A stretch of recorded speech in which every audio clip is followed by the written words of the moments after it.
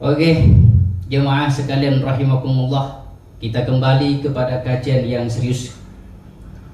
Pada suatu hari ketika Rasulullah sallallahu alaihi wasallam sedang berkumpul dengan para sahabat, di tengah-tengah itu Rasulullah bertanya kepada para sahabat, "Atadruna mal muflis?"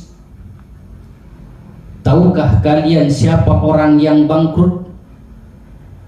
Atadruna mal muflis, wahai sahabatku, adakah yang tahu di antara kalian siapa orang yang rugi itu? Siapa orang yang muflis itu? Siapa orang yang bangkrut itu? Kemudian di tengah-tengah para sahabat itu, salah satu sahabat menjawab, "Ya Rasulullah, al-muflisu fina man la dirham lahu wa la mata'." Rasul, menurut pandangan kami, orang yang muflis, orang yang bangkrut, orang yang rugi adalah dia di antara kita yang tidak memiliki harta. Adalah dia di antara kami yang tidak memiliki kekayaan. Wala dirham lahu, yang tidak memiliki dirham, yang tidak memiliki uang, yang tidak memiliki pangkat dan jabatan. Kemudian Rasulullah tersenyum. Seraya Rasulullah berkata, "La, tidak sahabat, tidak, bukan itu sahabat." Rasul melanjutkan sabdanya, "Innal muflisa min ummati." Umat yang bangkrut itu adalah dari golonganku, dari umat muslim, dari kaumku, kata Rasulullah. Umat yang seperti apa, wahai para sahabat? Ya'ti yaumal qiyamati bi salatin wa siyamin wa zakatin wa ya'ti qad syatama hadha wa qadafa hadha wa akala mala hadha wa safaka dama hadha wa daraba hadha fayu'ta hadha min hasanati wa hadha min hasanati. Wahai sahabatku, orang yang bangkrut, orang yang rugi, bukan dia yang tidak memiliki harta, sahabatku, bukan. Bukan dia yang tidak memiliki kekayaan, bukan juga. Bukan dia yang tidak sugih, bukan. Tetapi orang yang bangkrut itu adalah orang di antara umatku yang suatu saat nanti dia datang menghadap kepada Allah di hari kiamat. Kedatangannya bukan datang dengan tangan kosong, tetapi kedatangannya di hadapan Allah dengan membawa amalan sholatnya, dengan membawa amalan puasanya, dengan membawa amalan zakatnya, dengan membawa amalan hajinya, dengan membawa amalan-amalan kewajiban dan sunnah lainnya. Pada saat dia di hadapan Allah, Allah panggil fulan ini, "Wahai fulan, mendekatlah kamu ke sini fulan." Saat dia mendekat, lalu Allah panggil malaikat, dipintalah buku catatannya si fulan ini yang membawa amalan-amalan baik ini. Lalu Allah cek catatannya itu, jemaah. Setelah dicek, ternyata fulan ini sholatnya luar biasa. Dia orang yang ahli ibadah, sholatnya tidak pernah absen, tepat waktu, berjemaah lagi. Karena fulan ini ahli ibadah, Allah berikan pahala ibadah sholat itu. Saat Allah memberikan pahala sholat itu, wa ya'ti qad syatama hadza wa qadafa hadza, maka orang terdekatnya seperti gurunya juga datang menghampirinya si fulan. Ini seraya orang ini berkata, "Duhai Allah, Dzatul Haq, Zat yang memiliki kebijaksanaan, saya menjadi saksinya si fulan ini, wahai Allah, Soal ibadah jangan ditanya. Aktif 5 waktu sholatnya ya Allah. Sholatnya tepat waktu, berjamaah lagi sesuai dengan buku catatannya. Bahkan dia bukan hanya menunaikan sholat yang 5 waktu saja ya Allah. Sholat yang lainnya dikerjakan. Rawatib dia kerjakan. Tahajud duhanya dia kerjakan. Hajat tasbihnya dia kerjakan. Mutlak taubatnya dia pun juga kerjakan. Seluruh rangkaian sholatnya dia pun juga kerjakan wahai Allah. Tetapi ya Allah, wahai Tuhanku, dia hanya baik hubungannya kepada Engkau. Dia hanya baik hubungannya kepada Engkau sebagai Tuhannya. Tetapi hubungan kepada sama manusianya dia kurang baik wahai Allah. Buruk hubungannya terhadap lingkungannya. Buruk hubungannya terhadapku sebagai gurunya. Ya Allah, saya sebagai gurunya, orang terdekat dia, merasa dimusuhi olehnya. Dia terlalu angkuh. Satu kesalahan yang kami lakukan padanya melupakan 1000 kebaikan yang aku lakukan kepadanya. Padahal dia bisa sholat ya Allah, bisa mengenal pada Tuhannya, bisa mengenal pada nabinya. Saya yang mendidiknya ya Allah. Dia bisa mengijab, dia bisa ngaji, dia bisa bersyariat, dia bisa apa saja, memiliki ilmu. Saya yang mengajarinya ya Allah. Tetapi dia memusuhi kami ya Allah, merasa mulia, merasa hebat, merasa sugih, merasa sukses, hingga dia tidak mengakui akan pengorbanan kami sebagai gurunya ya Allah. Buruk hubungannya terhadap kami, buruk hubungannya terhadap lingkungannya, buruk hubungannya terhadap orang terdekatnya ya Allah. Kami minta kebijakan-Mu hari ini wahai Allah. Allah kemudian bertanya kepada si fulan ini, betul dia orang terdekat kamu fulan? Betul Allah. Betul dia adalah gurumu? Iya ya Allah. Betul dia yang mengenali kamu kepadaku dan nabiku Muhammad? Iya ya Allah. Dia mengajarimu bisa mengijab, bisa membaca, bisa bersyariat. Kenapa engkau memusuhinya? Engkau tidak hormat kepadanya, engkau menaruh dendam padanya, engkau tidak memiliki hubungan baik kepadanya. Maaf wahai fulan, sorry, aku tak jadi memberikan pahala sholat ini kepadamu. Aku berikan kepada guru yang mengajari kamu. Aku berikan pahala sholatmu ini kepada orang terdekat yang kamu musuhi, karena kamu memiliki hubungan buruk padanya. Jemaah sekalian rahimakumullah, hilang sudah sholatnya, pahala sholatnya. Setelah Allah melihat buku catatan kembali, karena amalan sholatnya sudah habis pahalanya, maka kemudian Allah buka lembaran lagi. Ternyata jemaah rahimakumullah, puasanya luar biasa, pahala amalan puasanya luar biasa. Puasanya tidak pernah absen. Setiap Ramadan tiba full 1 bulan. Nilai puasanya bagus. Karena nilai puasanya bagus, luar biasa, maka Allah berikan pahala itu kepadanya.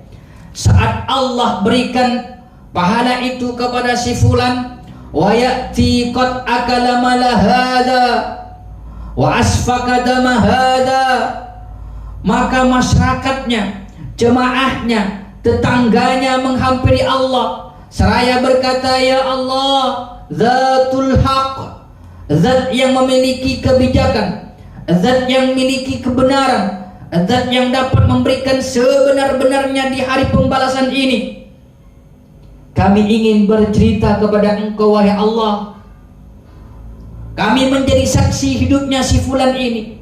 Dia bukan soal rajin puasanya wajib ya Allah, puasa sunnahnya, puasa lainnya pun juga dia kerjakan ya Allah. Puasa Senin Kamis dia kerjakan, puasa Daud sehari muka sehari tidak dia kerjakan. Bahkan hidupnya lebih banyak dia berpuasa wahai Allah. Tetapi di balik ibadahnya dia ahli ibadah puasa, dia merampas harta kami. Karena dia pernah menjadi RT, tetapi hak kami tidak pernah dipenuhi. Dia naik menjabat sebagai kepala desa, tetapi hak kami tidak sampai ke tangan kami. Setiap ada bantuan dari pemerintah, setiap ada bantuan yang melalui dia ya Allah, maka tidak pernah turun kepada kami. Wa akala mala hadza, dia makan hak kami yang bukan haknya dia ya Allah. Bahkan satu masa dia pernah menjadi pengurus masjid, takmir, DKM, tapi masjidnya tidak pernah dimakmurkan wahai Allah. Wa asfaqa dama hadza, dia nyakiti kami dari jarak jauh ya Allah. Dia buruk hubungannya kepada kami sebagai masyarakatnya. Dia zalim kepada kami. Lalu Allah bertanya kepada si fulan ini lagi jemaah, wahai fulan, betul apa yang dibicarakan tetanggamu ini? Iya ya Allah. Betul kamu berbuat seperti itu? Iya ya Allah. Kenapa kamu tidak bisa mengayomi masyarakatmu fulan? Kenapa kamu tidak amanah tatkala Allah mengamanahkan sesuatu kepada kamu fulan? Engkau korupsi kepada uang masyarakat.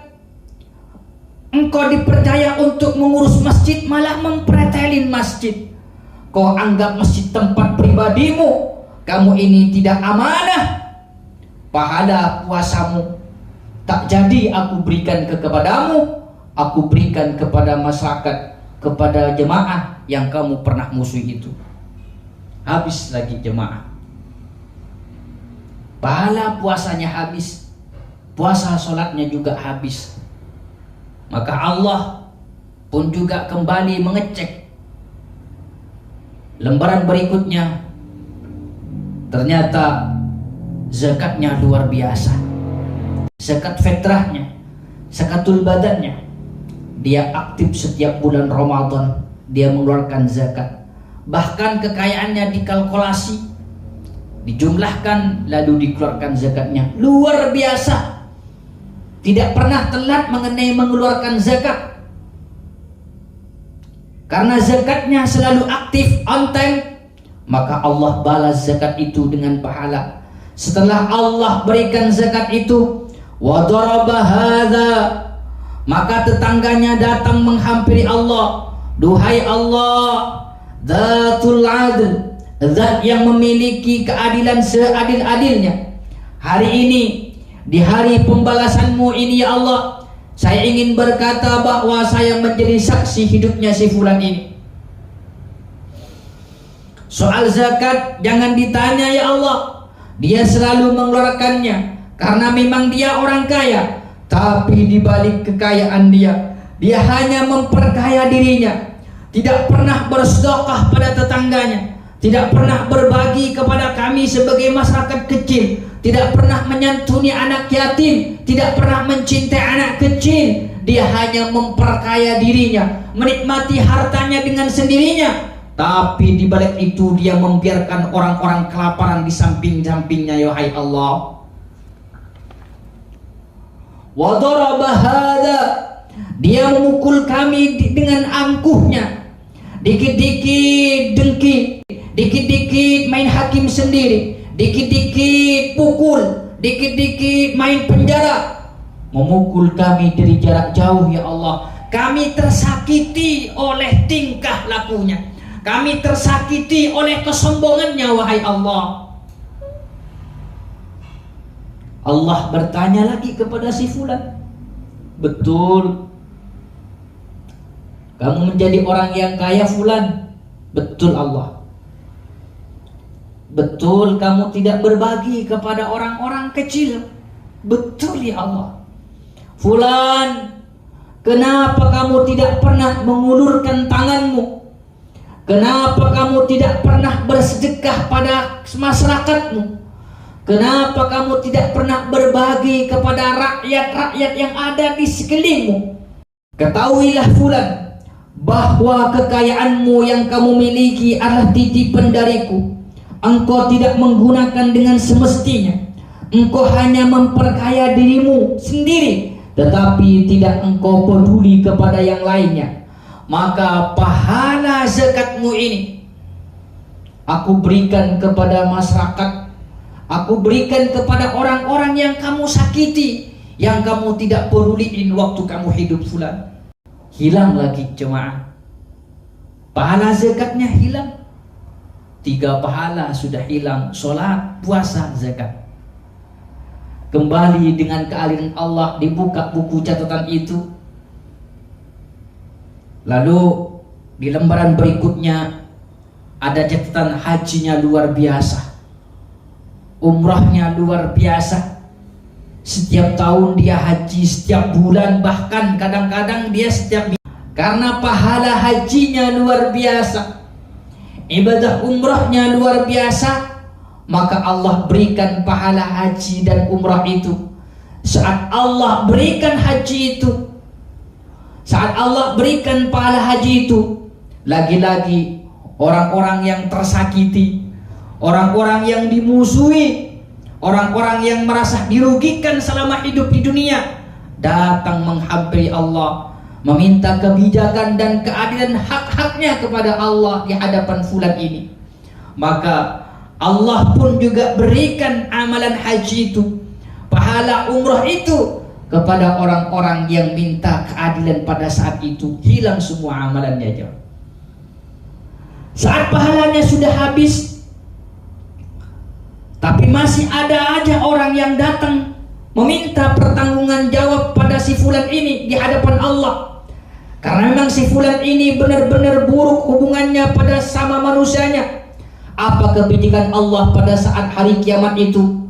Sambung beliau Rasulullah, ukhidha min khotoyahum faturihat alaih. Maka kesalahan dosa-dosa manusia, orang-orang yang menuntut akan keadilan Allah pada hari kiamat itu, diambil, diberikan kepada si fulan ini. Ini kata Rasulullah jemaah, orang yang bangkrut seperti ini, kebaikan amalannya, pahalanya diberikan kepada orang, dan ketika habis kebaikannya, keburukan orang yang menuntut itu diambil, diberikan kepada si fulan ini. Ini yang disebut bangkrut daripada umatku. Hilang amalan-amalannya, diganti dengan keburukan orang lain. Apa sebabnya jemaah sekalian rahimakumullah? Karena dia hanya miliki hubungan baik kepada Allah, tapi buruk hubungannya kepada sama manusianya. Ayyuhal hadirun rahimakumullah, orang yang rugi, pahalanya dipretelin, tak cukup untuk diambil, maka dilemparkan dosa-dosa orang yang menuntut itu. Lalu bagaimana dengan orang yang muflis ini? Setelah pahalanya habis, lalu dilimpahkan dosa-dosa orang yang menuntut. Lanjut beliau sambung hadisnya, summa turiha minan nar, maka Allah lemparkan orang ini ke api neraka. Na'udzubillah, summa na'udzubillah. Mudah-mudahan jemaah sekalian rahimakumullah, kita semua tidak termasuk orang-orang yang rugi, tidak termasuk orang-orang yang bangkrut, tidak termasuk orang-orang yang muflis, dan selalu berharap mudah-mudahan kita semua termasuk orang-orang yang beruntung, orang-orang yang selamat dari api neraka. Amin, amin ya rabbal alamin. Lanjut, ge?